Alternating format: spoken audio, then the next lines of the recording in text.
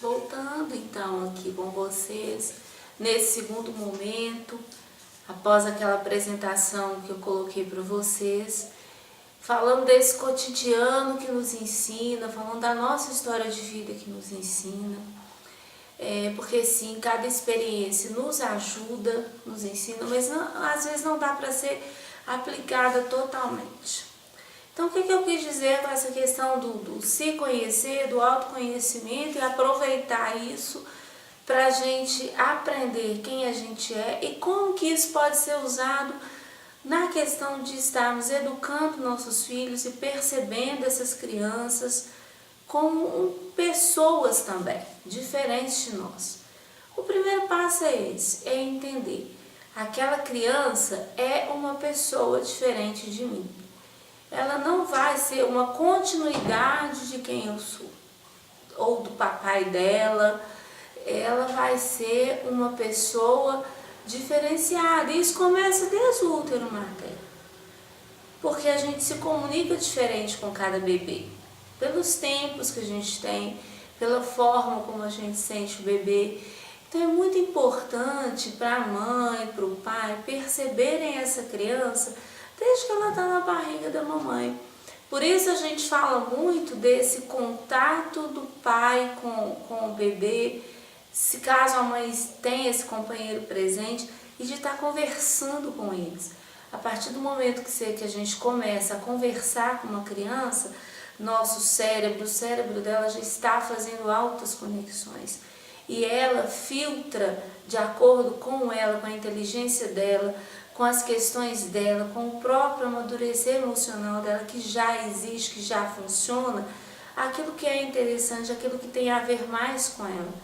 Muitas vezes isso não é assim, não tem nenhum estudo clinicamente comprovado, nada, mas até os nossos hábitos alimentares mudam. A gente percebendo que tem coisas que a gente come só na gravidez, come só na gestação, isso pode ser um sinal da própria individualidade da criança. Outra coisa importante é que crianças têm etapas de desenvolvimento. E muitas vezes a gente pensa que a gente vai colocar, impor para elas algumas coisas e elas vão responder automaticamente. Não é assim. Criança sente, criança pensa. Então muitas vezes você acha que seu filho não está respondendo ao limite, não está te escutando, está te provocando, e às vezes não é isso. Às vezes ela está com uma outra necessidade, uma outra questão, que se você parar para escutar, ou para entender, ou para conversar, vai ser muito mais rápido do que você ficar falando o dia inteiro, o tempo todo a mesma coisa. Sim, o ser humano aprende por repetição, por imitação, por convivência, mas é um ser que pensa, é um ser inteligente. Então isso não pode ser um critério único para a gente estar educando essa criança. Que a gente estressa, a gente entra em angústia, a gente se sente às vezes incompetente. Por que aquele menino não está respondendo? Por que aquela criança, sou eu que estou errando? Eu que estou fazendo alguma coisa errada? Muitas vezes não. Às vezes é a escolha, é a liberdade daquela criança que a gente tem que aprender a lidar. Por exemplo, numa determinada fase da vida, a gente tem que aproveitar, não conhecer essas etapas de desenvolvimento da criança. Como que nessa etapa eu vou comunicar para ela alguma coisa? Como que nessa etapa eu vou dar limite? Por exemplo, uma criança de 2, 3 anos, ela já está começando a entrar nessa fase de querer escolher. Aí o que você vestia antes, ela começa a se entristecer. Você vai brigar com ela? Não. Por que você não começa a oferecer opções para ela? De uma ou duas coisas que ela possa escolher. Você vai responder a uma demanda psíquica dela, de escolher. Vai estar ensinando o seu filho a tomar decisões. Vai estar dizendo a ele, olha, você pode ser respeitado, mas esse seu respeito acaba em determinada parte. Porque a vida é assim, você tem sua liberdade. E você não precisa nem ficar discursando, nem falando, basta você oferecer uma vivência interessante que ele possa, então, escolher aquela roupinha que ele quer dentro do que você acha que é possível para ele. Ele não sabe disso, mas você sabe. Agora, também a gente tem que perceber a sua dificuldade em lidar com isso. Isso é algo que, de repente, fica muito difícil, muito estressante, então a gente tem que repensar. Por que isso é difícil para mim? Qual que é o impasse que eu entro de ficar discutindo ou brigando com uma criança ou de verdadeiramente sentir que aquela criança está a fim de me pegar, digamos assim. Isso é algo muito seu também. Aí já é uma coisa sua. Então, assim, você conhecer, ter um conhecimento dessas etapas de desenvolvimento, o que realmente acontece nessa fase que o meu filho está, o que eu posso fazer diante disso, como eu posso administrar isso, é importante. Isso a gente tem que buscar conteúdos, a gente tem que buscar livros, a gente tem que buscar esse tipo de partilha, esse tipo de história. A gente tem que realmente se informar e se formar como pai, como mãe, porque você não nasce pronto nesse sentido. E muito menos você achar que você, porque você já tem 3 ou 4 filhos, você já sabe tudo. Eu, por exemplo, aprendi ao longo das minhas gestações muitas coisas que estressam também, essas questões financeiras, as questões do que você pode oferecer, essas angústias. É muito bom você se preparar para oferecer o melhor para o seu filho, mas o melhor é aquilo que você tem condição de dar. E o melhor também é saber que eu não estou satisfeito com isso que eu estou oferecendo, então eu vou providenciar condições para eu oferecer. Mas aquela criança também precisa saber que você quer esse melhor. Mas você oferecer aquilo que você tem condição, ver que isso é o melhor, que você pode melhorar, também ensina para ele. Ah, não tá bom? Não tá bom, mas a gente não precisa parar nesse não tá bom. A gente pode querer oferecer o melhor e mostrar para ele que isso é possível. Com um exemplo, com persistência, com boas leituras, com bons livros, com bons conteúdos. Acompanhar também o que eles estão vendo nos desenhos, nas histórias, porque a criança absorve muito por aí.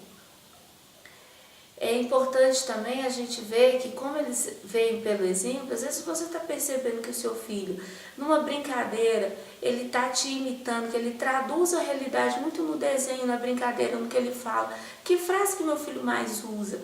Tá legal isso? De onde que ele está aprendendo isso? É na escola? É comigo? Então eu vou rever isso comigo e vou falar para ele também, olha, tudo bem, mas você grita. Ué, mas a mamãe também tem horas que a mamãe não grita. Por que você está olhando só o lado ruim da mamãe ou o lado da atitude ruim que a mamãe tem? Por que você não começa a chamar a atenção dele para ele ver o lado bom das coisas também? Isso você está educando, você está ensinando para ele. Em resumo, o que eu estou querendo dizer? É essa questão do olhar no olho, do diálogo, que isso se perdeu muito. É questão de 5, 2, 3 minutos.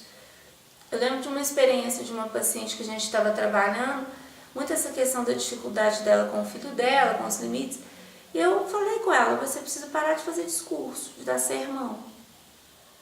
E a gente foi trabalhando, vendo como é que era o jeito do menino dela absorver as coisas e tudo.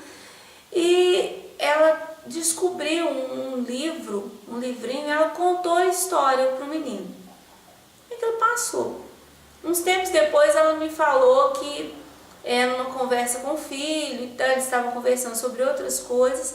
E esse menino disse para ela, mãe, você sabe aquela situação que a gente vivia e tudo, que eu não estava conseguindo melhorar? Sabe o que me ajudou a mudar naquela vez? Ela perguntou e ela falou assim, aquela história que você me contou. Eu nunca esqueci aquela história. Então, às vezes, são pequenas coisas que a gente acha que não tem efeito, mas essas pequenas coisas às vezes são as mais eficientes, mais eficazes, mais tranquilas, mais fáceis para nós. Mas como que eu vou descobrir isso? Olhando para mim também. Lembrando de como que era difícil. Como que era difícil para mim, às vezes, receber um limite, como que eu era na escola, como que eu lidava com com determinadas situações, como que eu respondia. Mas não é para justificar aquele ato do meu filho, não. É para tentar saber o que funcionou para mim, o que deu certo, o que foi melhor, como que eu gostaria que às vezes tivesse sido feito e não foi feito. É preciso que a gente busque essas lembranças e atue de acordo com aquilo que eu vejo, que é bom para mim, que funcionou, para experimentar, para ver se para ver se dá certo com aquela criança, principalmente no plano da comunicação afetiva. O que eu estou realmente querendo te dizer com aquilo? De repente eu não estou querendo te atrapalhar, meu filho, de repente eu não estou querendo que você sofra, de repente eu não estou querendo que você seja como eu nem viva a minha história, mas eu estou querendo te ouvir, estou querendo te escutar. Isso não precisa às vezes ser falado, basta uma atitude, uma postura, uma presença ali, naquele momento, naquela hora, na brincadeira. Cada vez que você está brincando com o seu filho, que aí o processo de educar não fica uma coisa tão assustadora, tão ansiógena, tão preocupante, tão pesada. A gente precisa parar de repetir, ter filho é difícil, educar é muito difícil, hoje em dia está muito difícil ter filho. Tá difícil, mas eu não preciso focar só nisso. Tem muita coisa que dá certo, muita coisa boa. E a gente se disponibiliza sim, né, para vocês entrarem em contato, para vocês descobrirem esses materiais. E é isso que a gente quer oferecer. Espero que a gente se encontre novamente e obrigada pela atenção.